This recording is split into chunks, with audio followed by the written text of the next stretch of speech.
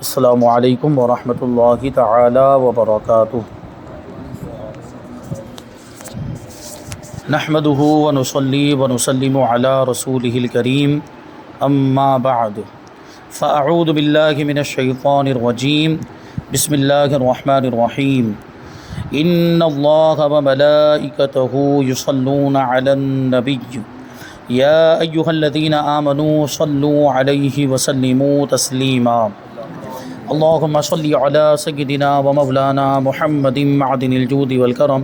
وآلہ الکرام وابنہ الکریم وبارک وسلم صلاۃ و سلاما علیک یا رسول اللہ صلی اللہ تعالی علیہ وسلم۔ یہاں سے حج کا بیان شروع ہو رہا ہے۔ حج کا ویسے مطلب ہوتا ہے ارادہ کرنا، لیکن اس کا اصطلاحی معنی ہے کہ مخصوص مقامات کی زیارت کے لیے اور مخصوص ارکان کی ادائیگی کے لیے مکہ مکرمہ کا سفر کرنا، عرفات میں جانا، مزدلفہ میں جانا، مینا میں جانا اور طواف کرنا، سعی کرنا، قربانی کرنا، ان ساری چیزوں کے مجموعے کا نام ہے حج۔ کہتے ہیں کہ حج دین اسلام کے بنیادی ارکان میں سے ایک اہم رکن ہے جو سن 9 ہجری میں فرض ہوا۔ اللہ پاک ارشاد فرماتا ہے وَلِلَّهِ عَلَى النَّاسِ حِجُّ الْبَيْتِ مَنِ اسْتَطَاعَ إِلَيْهِ سَبِيلًا وَمَنْ كَفَرَ فَإِنَّ اللَّهَ غَنِيٌّ عَنِ الْعَالَمِينَ۔ اور اللہ کے لیے لوگوں پر اس گھر کا حج کرنا ہے جو اس تک چل سکے، اور جو منکر ہو یعنی جو انکار کرنے والا ہو تو اللہ سارے جہان سے بے پرواہ ہے، بے نیاز ہے۔ تفسیر صراط الجنان میں ہے کہ اس آیت میں حج کی فرضیت کا بیان ہے، اور اس کا بھی بیان ہے کہ استطاعت شرط ہے،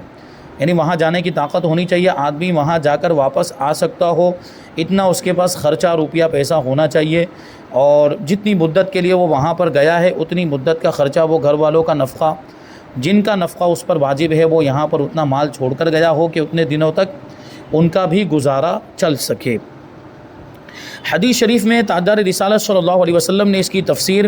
زاد راہ اور سواری سے فرمائی ہے۔ زاد راہ مطلب سفر کا سامان، سفر میں کام آنے والی چیزیں، سفر میں کھانے پینے کا سامان ساتھ میں لینا۔ سواری بہت زیادہ اہم ہے، اور پرانے زمانے میں تو وہ گھوڑوں پر سفر کرتے تھے، اونٹ پر سفر کرتے تھے، اور جو دور علاقوں میں رہتے وہ پانی کے جہاز میں سفر کرتے تھے، کشتیوں میں سفر کرتے تھے۔ اب جو سفر ہوتا ہے وہ عام طور پر ہوائی جہاز کے ذریعے سے ہوتا ہے، مطلب یہ کہ ہوائی جہاز کے ذریعے سے وہاں پہنچ کر واپس آنے کا خرچہ ہو، ہوائی جہاز کے ٹکٹ کا بھی خرچہ ہو، اور راستے میں کھانے پینے کی جو ضرورت ہو وہ بھی ہو، اور وہاں جتنے دنوں تک رکے گا اتنا بھی خرچہ ہو۔ حضرت سیدنا ابو ہریرہ رضی اللہ تعالیٰ عنہ فرماتے ہیں کہ غیب کی خبریں دینے والے آقا حضور پاک صلی اللہ علیہ وسلم سے عرض کیا گیا، یعنی کسی نے آپ سے سوال کیا کہ سب سے افضل عمل کون سا ہے، سب سے زیادہ فضیلت رکھنے والا عمل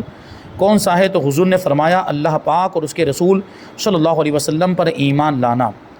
عرض کیا گیا، یعنی سوال کرنے والے نے پھر سے پوچھا کہ اس کے بعد یعنی ایمان لانے کے بعد سب سے افضل عمل کون سا ہے؟ تو اللہ کے رسول صلی اللہ علیہ وسلم نے ارشاد فرمایا اللہ کی راہ میں جہاد کرنا، دشمنوں کا مقابلہ کرنا۔ عرض کیا گیا کہ پھر کون سا، یعنی جہاد کے بعد کون سا عمل سب سے افضل ہے؟ تو حضور نے فرمایا حج مبرور کرنا، یعنی ایسا حج کرنا جو اللہ کی بارگاہ میں مقبول ہو جائے، قبول ہو جائے۔ مفتی احمد یارخان نعیمی رحمۃ اللہ تعالی علیہ فرماتے ہیں کہ حج مبرور سے مراد وہ حج ہے جس میں گناہ سے بچا جائے، یعنی آدمی پورے حج کے دوران جب تک وہ ارکان ادا کر رہا ہے گناہوں سے بچتا رہے، سارے گناہوں سے، چھوٹے بڑے سب گناہوں سے بچے۔ یا وہ حج جس میں ریا اور نام و نمود سے پرہیز ہو، ریاکاری نہ ہو، دکھاوا نہ ہو، دکھاوے کے لیے حج نہ ہو، جیسے کہ ابھی اس زمانے میں یہ چیز بہت زیادہ ہو گئی، جانے سے پہلے بھی خوب دکھاوا ہوتا ہے کہ ہم حج کرنے کے لیے جا رہے ہیں، خوب اس کے لیے یہ کریں گے، پروگرام ہوتے ہیں، بیٹھک ہوتی ہے، یہ سب دکھاوا کہ ہم حج کرنے کے لیے جا رہے ہیں یا عمرہ کرنے کے لیے جا رہے ہیں۔ یہ اگر دکھاوے کے طور پر ہو تو یہ سخت ناجائز و گناہ ہے۔ پھر آنے کے بعد بھی دکھاوا ہوتا ہے، پھر آدمی اپنے آپ کو حاجی کہلواتا ہے لوگوں سے، تو حج کر کے اس لیے کہ اپنے آپ کو حاجی کہلوائیں گے، یہ بھی دکھاوے کی ایک قسم ہے، ریاکاری میں داخل ہے۔ نام و نمود شہرت حاصل کرنے کے لیے، مشہور ہونے کے لیے، یا اس وجہ سے حج کیا کہ لوگ ہم کو حاجی کہیں گے، لوگ ہمارا ادب و احترام کریں گے، ہمیں بڑا سمجھیں گے، اس وجہ سے کیا تو یہ حج مقبول نہیں ہے۔ تو کہہ رہے ہیں کہ یا وہ حج جس میں ریا اور نام و نمود سے پرہیز ہو، یا وہ حج جس کے بعد حاجی مرتے وقت تک گناہوں سے بچے، تو یہ بھی حج مبرور میں شمار ہوگا۔ یعنی حج کے بارے میں کہا کہ کوئی اگر حج کر لیتا ہے تو وہ گناہوں سے ایسا پاک ہو جاتا ہے جیسے کہ آج ہی اپنی ماں کے پیٹ سے پیدا ہوا، تو پھر آنے کے بعد وہی گناہوں کا سلسلہ پھر سے گناہ کرنے لگ جائے تو کیا مطلب ہوا حج کرنے کا؟ تو حج مبرور کے بارے میں ایک بات یہ بیان کی گئی کہ حج مبرور وہ ہے کہ آدمی حج کر کے آئے تو پھر اس کی جتنی زندگی باقی آگے کی جو زندگی ہے مرنے تک وہ گناہوں سے بچتا رہے، تو اس کا مطلب ہے کہ اس کا حج اللہ کی بارگاہ میں مقبول ہو گیا۔ حج برباد کرنے والا کوئی عمل نہ کرے۔ خواجہ حسن بصری رحمۃ اللہ تعالی علیہ فرماتے کہ حج مقبول وہ ہے جس کے بعد حاجی دنیا میں زاہد اور آخرت میں راغب رہے۔ دنیا میں زاہد ہونے کا مطلب دنیا سے بے رغبت ہو جائے، دنیا سے لا تعلق ہو جائے، دنیا کی رنگینیوں سے اپنے آپ کو دور رکھے، دنیا کے خرافات اور دنیا کی وہ چیزیں جو اللہ سے غافل کرنے والی ہے، جو اللہ سے دور کرنے والی، اللہ کی عبادت سے دور کرنے والی، ایسی ساری چیزوں سے بچے اور آخرت میں راغب ہو، یعنی آخرت کی فکر کرے، آخرت میں رغبت کرے، آخرت کے لیے تیاری کرے، تو یہ حج مقبول کی علامت ہے۔ اب آگے ہے کہ حج فرض ہونے کے لیے کتنا زیادہ راہ ہونا چاہیے، یعنی سفر کا سامان کتنا ہونا چاہیے؟ جواب دیتے ہیں کہ کھانے پینے کا انتظام اس قدر ہونا چاہیے کہ جا کر واپس آنے تک اس کے لیے کافی ہو۔ کھانے پینے کا اتنا سامان، آدمی عام طور پر اب جو ہے وہ کھانے پینے کا سامان ساتھ میں لے کر نہیں چلتا ہے، تھوڑا بہت ناشتہ وغیرہ لے کر چلتے ہیں، سوکھا ناشتہ، لیکن کھانا پینا ساتھ میں لے کر نہیں، کیونکہ اب تو ہر جگہ پہ ہر چیز کا انتظام ہوتا ہے، ہوٹلیں ہوتی ہیں، ریسٹورنٹ ہوتے ہیں، بلکہ ہوائی جہاز میں بھی کھانے کا انتظام ہوتا ہے، لیکن ہوائی جہاز میں اس بات کا لحاظ ہونا چاہیے کہ گوشت کی کوئی چیز نہ کھائے، کیونکہ وہ گوشت کی کوئی آئٹم اگر آپ کو لا کے دیتے ہیں تو آپ کو کیا معلوم کہ وہ حلال ہے یا حرام ہے۔ جو آپ کو گوشت کھلایا جا رہا ہے وہ شرعی طور پر ذبح کیا گیا ہے یا شرعی طور پر ذبح نہیں کیا گیا، یا جو ہے کہ کون سے جانور کا گوشت، وہ لوگ کہتے بھی ہیں کہ چکن ہے یا فلاں ہے، یہ بھیڑ کا گوشت ہے، اس طرح جو ہے وہ لوگ بولتے ہیں، لیکن اس کو شرعی طور پر ذبح کیا بھی گیا ہے کہ نہیں کیا گیا یہ ہمیں معلوم نہیں ہوتا، اس لیے بچنا چاہیے۔ عام طور پر تو وہاں پر ذبیحے کا معاملہ ہوتا ہے، وہ صحیح ذبیحہ نہیں ہوتا، شرعی طور پر ذبیحہ نہیں ہوتا، حلال نہیں ہوتا اس کو، اگرچہ وہ لوگ حلال کہتے ہیں۔ تو فلائٹ وغیرہ میں وہ گوشت وغیرہ نہیں کھانا چاہیے، گوشت کی چیزیں نہیں کھانی چاہیے، سبزی ہے، چاول ہے، یا اس طرح کی کوئی دوسری چیز وہ لوگ دے رہے ہیں جس میں گوشت شامل نہیں ہے، یا اگر مچھلی وغیرہ کا انتظام ہے وہاں پر تو مچھلی کھا سکتے ہیں، کیونکہ مچھلی کے لیے ذبح کرنا ضروری نہیں ہوتا ہے۔ تو کھانے پینے کا اس قدر انتظام ہونا چاہیے کہ جا کر واپس آنے تک کے لیے اس کے لیے کافی ہو، تو یہ ہوتا ہے۔ لیکن اب تو اس زمانے میں کیا ہوتا ہے، پیسے لے کر چلتے ہیں، تو اتنے پیسے لے کر چلے کہ اس سے ان پیسوں کے ذریعے سے جا کر واپس آنے تک کے کھانے کا وہ انتظام کر سکے، اور یہ واپسی کے وقت تک اہل و عیال کے خرچے کے علاوہ ہونا چاہیے، مطلب یہ جو روپیہ پیسہ لے کر جا رہا ہے وہ اس کے سفر کے لیے تو ہو، سفر کے لیے کافی ہونا چاہیے، لیکن ساتھ ہی ساتھ گھر پر بھی اتنا مال چھوڑ کر گیا ہو، گھر پر بھی اتنا روپیہ پیسہ چھوڑ کر گیا ہو کہ جن کا نفقہ اس پر واجب ہے، جیسے بیوی ہے تو بیوی کا نفقہ اس پر واجب ہے، نابالغ اولاد ہے تو اس کا نفقہ بھی اس پر واجب ہے، اور اسی طریقے سے ماں باپ اگر محتاج ہیں تو ماں باپ کا نفقہ بھی اس پر واجب ہے، تو ان سب کے لیے وہ چھوڑ کر گیا ہو اتنا کہ جب تک وہ واپس ہوگا وہاں تک وہ ان کے کھانے پینے کا انتظام اس میں سے ہو جائے گا۔ اور راستے کا امن بھی ضروری ہے، یعنی راستہ پر امن ہونا چاہیے، اطمینان والا ہونا چاہیے، یعنی راستے میں کسی چیز کا خوف نہیں ہونا چاہیے، جیسے کبھی دشمن کا خوف ہوتا ہے کہ راستے سے اگر جائیں گے، اس راستے سے جائیں گے تو وہاں دشمن رہتا ہے، وہ کوئی نقصان پہنچائے گا، مار ڈالے گا،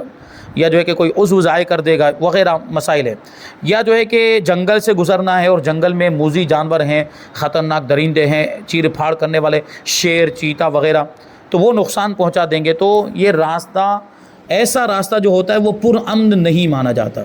تو راستے کا پر امن ہونا ضروری ہے، کیونکہ اس کے بغیر حج کی ادائیگی لازم نہیں ہوتی، یعنی راستہ اگر پر امن نہیں ہے، امن والا نہیں ہے، اس میں کسی چیز کا خوف ہے، دشمن کا خوف ہے یا کسی درندے جانور کا خوف ہے، تو حج لازم ہی نہیں ہوتا۔ لیکن اب عام طور پر جو سفر ہوتا ہے وہ ہوائی جہاز کے ذریعے ہوتا ہے، اور یہ جو سفر ہوتا ہے وہ پر امن ہی ہوتا ہے، یعنی اس میں عام طور پر کسی طرح کا کوئی خطرہ نہیں ہوتا۔ آگے سوال ہے کہ حج واجب ہونے کی کتنی اور کون کون سی شرطیں ہیں؟ جواب، حج واجب ہونے کی 8 شرطیں ہیں، جب تک وہ سب نہ پائی جائیں حج فرض نہیں۔ پہلی شرط اسلام، یعنی مسلمان ہونا، کافر پر حج فرض نہیں، کافر کا اسلام کے احکام سے کیا لینا دینا، سب سے پہلے مسلمان ہونا ضروری ہے اسلام کے احکام نافذ ہونے کے لیے۔ دوسری شرط یہ ہے کہ دار الحرب میں ہو، تو یہ بھی ضروری ہے کہ جانتا ہو کہ حج اسلام کے ارکان میں سے ہے۔ دار الحرب کا مطلب کیا ہے؟ جہاں کافروں کی حکومت ہو، جہاں کبھی بھی اسلامی حکومت نہ رہی ہو، اگر کوئی شخص وہاں پر رہتا ہو تو اس کو یہ بھی معلوم ہونا چاہیے کہ حج اسلام کے ارکان میں سے ہے، یعنی یہ اسلام کے بنیادی فرائض میں سے، یہ دارالحرب میں ضروری ہے۔ ورنہ دارالاسلام میں اگر کوئی رہتا ہے جہاں اسلامی حکومت ہو یا جہاں کبھی اسلامی حکومت رہی ہو اور فی الحال اسلام پر عمل کرنے میں کوئی پابندی نہ ہو، تو وہ دارالاسلام کہلاتا ہے۔ ہمارا ہندوستان بھی دارالاسلام ہے، کیونکہ یہاں اسلامی حکومت رہ چکی ہے پرانے زمانے میں، اور فی الحال اسلام پر عمل کرنے میں پابندی نہیں، یعنی پورے طور پر پابندی نہیں ہے، کچھ مسائل اٹھتے رہتے ہیں لیکن پورے طور پر عمل کرنے میں پابندی نہیں، ہم اپنے اسلام پر آزادی کے ساتھ اپنے مذہب پر، اپنے دین پر عمل کر سکتے ہیں۔ تو یہاں پر کوئی یہ نہیں کہہ سکتا کہ مجھے معلوم ہی نہیں تھا کہ حج کیا ہے، حج کرنا ضروری ہے، مجھے پتہ ہی نہیں تھا، یہاں ایسا کوئی عذر پیش نہیں کر سکتا۔ اگر کوئی ایسا عذر پیش کرے گا، ایسا کوئی بہانہ، تو وہ نہیں مانا جائے گا، اور حج نہ کرنے کی وجہ سے، یعنی فرض ہو جانے کے باوجود اگر کوئی نہیں کرے گا تو گنہگار ہوگا۔ کیونکہ دارالاسلام میں تو معلومات حاصل کرنے کے کتنے ذریعے ہوتے ہیں، علماء بھی موجود ہیں، کتابیں بھی موجود ہیں، اور بھی دوسرے بہت سارے ذریعے، مدرسے وغیرہ، وہاں جا کر آدمی معلوم کر سکتا ہے کہ اسلام کے بنیادی ارکان کیا ہیں۔ پھر بھی نہیں معلوم کیا تو یہ کس کی غلطی ہے، کسی کوتاہی ہے؟ اس کی خود کی کوتاہی ہے۔ اس نے معلوم کیوں نہیں کیا؟ اس کی ذمہ داری تھی، اس پر لازم ضروری تھا کہ وہ خود معلوم کرتا، جانتا اور یہ علم حاصل کرتا کہ حج جو ہے وہ اسلام کے ارکان میں سے۔ ہاں، دارالحرب میں یہ عذر ہو سکتا ہے، کیونکہ وہ کافروں کا ملک ہے اور وہاں کبھی بھی اسلامی حکومت نہیں رہی، تو ممکن ہے وہاں علم حاصل کرنے کا کوئی ذریعہ نہ ہو، وہاں علماء نہ ہو، وہاں کتابیں نہ ہو، تو یہ عذر وہاں پر قابل قبول ہو سکتا ہے، اور وہ آدمی کہہ سکتا ہے کہ مجھے پتہ نہیں تھا، اور اس کی یہ بات مانی جائے گی۔ تیسری جو شرط ہے وہ ہے بلوغ، یعنی بالغ ہونا، نابالغ پر حج فرض نہیں ہے۔ چوتھے نمبر پر عاقل ہونا، یعنی عقل کا سلامت ہونا۔ اگر کسی کی عقل ختم ہو گئی، زائل ہو گئی، یعنی کوئی پاگل ہو گیا، مجنون ہو گیا، یا پہلے سے مجنون تھا، پہلے سے پاگل تھا، تو اس پر بھی حج فرض نہیں۔ نمبر 5 آزاد ہونا، غلاموں پر، باندیوں پر حج فرض نہیں۔ اب تو غلام اور باندیوں کا زمانہ نہیں، پرانے زمانے میں یہ غلام باندی ہوا کرتے تھے، تو غلام باندی پر حج فرض نہیں، آزاد لوگوں پر ہی حج فرض ہے، جبکہ دوسری ساری شرطیں پائی جاتی ہو۔ چھٹے نمبر پر ہے تندرست ہونا، یعنی بیمار نہ ہونا، کیونکہ آدمی اگر بیمار ہوگا تو جا نہیں پائے گا، سفر نہیں کر پائے گا، یا چلا بھی جائے گا تو ہو سکتا ہے بیماری بڑھ جائے اور سخت تکلیف میں مبتلا ہو جائے، تو تندرست ہونا بھی ضروری ہے، صحت مند ہونا بھی ضروری ہے۔ نمبر 7 سفر خرچ کا مالک ہو، یعنی سفر میں جتنا بھی خرچہ ہونے والا ہو وہ سب اس کے پاس ہو، اور سواری پر بھی قادر ہو، سواری کا بھی اس کے پاس انتظام ہو۔ ابھی اس زمانے میں وہ ہوائی جہاز کی ٹکٹ کا انتظام ہو، ویزے وغیرہ کا انتظام ہو۔ نمبر 8 حج کا وقت، یعنی حج کے مہینوں میں یہ تمام شرائط پائے جائیں، یعنی یہ سب شرطیں پہلے پائی جا رہی تھی، یعنی حج کے دنوں سے پہلے پائی جا رہی تھی، لیکن جب حج کے دن آئے تو حج کے دن شروع ہونے سے پہلے ہی ان میں سے کوئی شرط فوت ہو گئی، ان میں سے کوئی شرط فوت ہو گئی، جیسے کہ پہلے تو تندرست تھا لیکن حج کے دن آنے سے پہلے ہی بہت سخت بیمار ہو گیا، اور ایسا بیمار ہو گیا کہ اب حج کرنے کے لیے نہیں جا سکتا، تو اب اس پر حج فرض نہیں ہے۔ اور اسی طریقے سے عورت کے لیے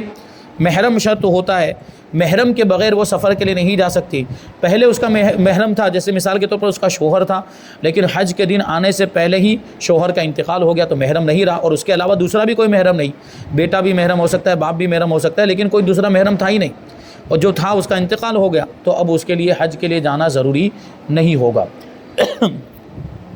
آگے اب سوال ہے کہ حج کہتے کسے ہیں، حج کا مطلب کیا ہوتا ہے؟ جواب دیتے ہیں کہ احرام باندھ کر 9 ذی الحجہ کو عرفات میں ٹھہرنے اور خانہ کعبہ کے طواف کو حج کہتے ہیں۔ یعنی حج کے بنیادی 2 ارکان ہیں، وقوف عرفہ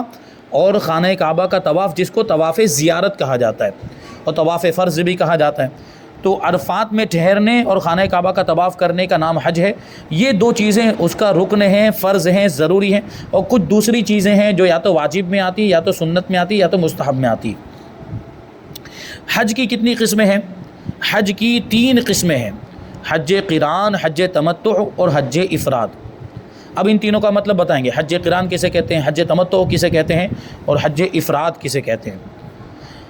تو پہلا سوال ہے کہ حج قران سے کیا مراد ہے؟ جواب، حج قران سے یہ مراد ہے کہ حاجی عمرہ اور حج دونوں کا احرام ایک ساتھ باندھے۔ کیا مطلب ہوا کہ اپنے ملک سے جب روانہ ہو رہا ہے، اپنے علاقے سے جب جا رہا ہے، تو میقات آنے سے پہلے یا تو یہیں سے احرام باندھے، اور اس احرام میں دونوں چیزوں کی نیت کرے، یعنی عمرے کی بھی نیت کرے اور حج کی بھی نیت کرے۔ اور ایک ساتھ میں نیت کرے. ایک ساتھ میں نیت کرنے کا مطلب کیا ہوگا کہ یہاں سے جانے کے بعد پہلے پھر اس کو عمرہ کرنا پڑے گا, اور عمرے سے فارغ ہونے کے بعد وہ احرام کھول نہیں سکتا, احرام سے باہر نہیں ہو سکتا, احرام کی پابندیاں نہیں ختم ہوگی, کیونکہ اس نے دونوں کا ایک ساتھ میں احرام باندھا ہے, حج کا بھی اور عمرے کا. مطلب کیا ہے, وہ احرام باقی رکھے گا, احرام کی پابندیاں بھی باقی رہے گی, اور جب حج کے دن آئیں گے, حج کی تاریخ آئے گی, تو حج کے ارکان اسی احرام کے ذریعے ادا کرے گا. پھر حج سے فارغ ہو جائے, حج کے ارکان مکمل ہو جائیں, قربانی بھی ہو جائے, جو قربانی وہ حج والی جو قربانی ہوتی ہے وہ بھی ہو جائے, تو اس کے بعد حلق کرانے کے بعد اب وہ احرام سے باہر ہو جائے گا. تو یہ ہوا حج قران, کہ اس میں دونوں کا احرام ایک ساتھ میں باندھا جاتا ہے, عمرے کا اور حج کا. اب حج تمتع کے بارے میں بتاتے ہیں. حج تمتع کے بارے میں کہ حج تمتع سے کیا مراد ہے. جواب دیتے ہیں کہ حج تمتع سے مراد یہ ہے کہ حاجی حج کے مہینے میں عمرہ کرے, پھر اسی سال حج کا احرام باندھے, یا پورا عمرہ نہ کیا, صرف 4 پھیرے کیے پھر حج کا احرام باندھا, تو یہ ہو جائے گا تمتع. یہ کیا ہو جائے گا, تمتع. اور حج کے دن جو کہے جا رہے ہیں, حج کے مہینے جو کہے جا رہے ہیں, حج کے مہینوں کا کیا مطلب ہوتا ہے, شوال, ذی قعدہ اور ذی الحجہ کے 10 دن, یہ حج کے ایام ہیں, ان کو حج کے دن, یہ حج کے دنوں میں شمار ہوتے ہیں. تو حج تمتع کا مطلب کیا ہوا کہ یہاں سے جب جا رہا ہو, اپنے ملک سے, اپنے علاقے سے جا رہا ہو, تو صرف عمرے کا احرام باندھے, اور وہاں جانے کے بعد عمرہ کر لے, اور عمرہ کر کے احرام سے باہر ہو جائے, یعنی حلق یا تقصیر کروا کے احرام سے باہر ہو جائے. پھر حج کے جب دن آئے, حج کی جب تاریخ آئے, تو اس کے لیے الگ سے احرام باندھے. تو یہ ہو جائے گا حج تمتع. ہمارے یہاں سے, ہندوستان سے, بر صغیر سے جانے والے عام طور پر حج تمتع ہی کرتے ہیں, عام طور پر, کیونکہ ہمارے لیے اسی میں آسانی ہے کہ یہاں سے جانے کے بعد, کیونکہ میقات کو کراس کرنا پڑے گا, اور حرم کے ارادے سے جو بھی جاتا ہو, جب وہ میقات کو کراس کرے گا تو وہ احرام کے بغیر میقات کو کراس کر ہی نہیں سکتا, بغیر احرام کے میقات سے نہیں گزر سکتا. تو احرام تو باندھنا ہی ہے, تو احرام باندھے اور صرف عمرہ کی نیت کریں, کیونکہ کچھ لوگ بہت پہلے چلے جاتے ہیں. تو اگر بہت پہلے گئے ہوں اور قران کی نیت کی ہوگی, تو پھر وہ عمرہ ادا کرنے کے بعد بھی احرام نہیں کھول سکتا, اور احرام کی پابندیاں پھر اس کی باقی رہیں گی, اور اس کے لیے تھوڑی دشواری ہو سکتی ہے, مشکل کا سامنا ہو سکتا ہے. اس لیے کیا کرتے ہیں کہ یہاں سے جانے کے بعد تمتع کی نیت کرتے ہیں, عمرہ کر کے احرام کھول دیتے ہیں, تو احرام کی پابندیاں بھی ختم ہو جاتی ہیں, یعنی حلق یا تقصیر کروانے کے بعد. پھر حج کے ایام آتے ہیں, تو پھر وہ حج کی نیت سے حج کا احرام باندھتے ہیں, پھر وہ حج کے ارکان ادا کرتے ہیں. یہ ہوتا ہے تمتع. تیسرے نمبر پر ہے حج افراد. اس کے بارے میں کہتے ہیں, سوال یہ ہے کہ حج افراد سے کیا مراد ہے. جواب, حج افراد سے مراد یہ ہے کہ حاجی حج کے مہینے میں صرف حج کرے, یعنی صرف حج کا احرام باندھے, عمرے کی بالکل بھی نیت نہ کرے. جب احرام پہنے تو اس میں صرف حج ہی کی نیت کرے, اور جا کر صرف حج ہی ادا کرے, تو اس کو کیا کہا جائے گا, حج افراد. تو حج کی کتنی قسمیں ہو گئی, نام یاد رکھیں گے. پہلی قسم ہے حج قران. حج قران میں کیا ہوتا ہے کہ دونوں کا احرام ایک ساتھ میں باندھتے ہیں, عمرہ اور حج کا. اور حج تمتع, حج تمتع میں کیا ہوتا ہے کہ پہلے عمرے کا احرام باندھتے ہیں, پھر عمرے سے فارغ ہونے کے بعد حج کے ایام میں حج کا احرام باندھا جاتا ہے. اور حج افراد میں کیا ہوتا ہے کہ صرف حج کا احرام باندھا جاتا ہے, حج کی نیت کی جاتی ہے. تو اب یہ 3 قسم ہو گئی حج کی. تو سوال یہ پیدا ہوتا ہے کہ ان میں سے افضل کون سا ہے, زیادہ فضیلت کن کی. یعنی مطلب یہ ہے کہ کرے گا تینوں طریقوں میں سے کوئی طریقہ اختیار کرے گا تو حج تو ہو جائے گا, لیکن اس میں سے افضل کون سا, زیادہ فضیلت کس میں ہے, کون سے طریقے کو اختیار کرنا چاہیے, کون سے طریقے پر عمل کرنا چاہیے. تو وہی کہہ رہے ہیں کہ سب سے افضل حج کون سا ہے. تو جواب ہے کہ سب سے افضل حج ہے قران, پھر تمتع ہے, پھر افراد ہے. یعنی حج اور عمرہ دونوں کا ایک ساتھ میں احرام باندھا جائے, یہ سب سے افضل ہے. اس کے بعد تمتع ہے, پھر اس کے بعد ہے افراد. اب آگے سوال ہے کہ حج اکبر کی تعریف کیا ہے, حج اکبر کسے کہا جاتا ہے. جواب, حج اکبر کے بارے میں فقہاء کرام کے مختلف اقوال ہیں, اور مشہور قول یہ ہے کہ نبی پاک صلی اللہ علیہ وسلم نے جس دن حج فرمایا تھا اسے حج اکبر کہا جاتا ہے. حضور پاک صلی اللہ علیہ وسلم کے حج کرنے کی وجہ سے وہ حج اکبر ہو گیا, یعنی سب سے بڑا حج ہو گیا. اور چونکہ وہ حج جمعہ کے دن کیا گیا تھا, تو نبی پاک صلی اللہ علیہ وسلم کے حج کی یاد کو تازہ کرتے ہوئے مسلمان اس حج کو بھی جو جمعہ کے دن واقع ہو حج اکبر کہتے ہیں. یعنی حقیقت میں تو حج اکبر وہ ہے جس میں حضور پاک صلی اللہ علیہ وسلم نے حج کیا تھا, لیکن اب ہم بھی اسی کی نسبت سے اور اسی کی یاد کو تازہ کرتے ہوئے, کیونکہ حضور پاک صلی اللہ علیہ وسلم نے جب حج کیا تھا تو وہ جمعہ کا دن تھا, اس لیے اب بھی اگر حج کا جو دن ہے وہ جمعہ کے دن واقع, یعنی 10 ذی الحجہ کی 10ویں تاریخ اگر جمعہ کے دن واقع ہو, وہ دن جمعہ کا دن ہو, تو اس کو حج اکبر کہا جاتا ہے, اور وہ حج اکبر ہوگا. تو بہرحال یہاں پر اس کی حج کی قسمیں بیان ہوئیں, اور حج اکبر وغیرہ کا مطلب بیان کیا۔ اب حج کا مختصر طریقہ بتائیں گے کہ حج کیسے کرنا ہے، ہندوستان سے یا بر صغیر سے جانے والے لوگ کیا کیا کریں گے، اور اس میں کیا چیزیں ضروری ہیں، کن چیزوں سے بچنا ہے، اور حج کے بارے میں کچھ ضروری مسائل اور احکام،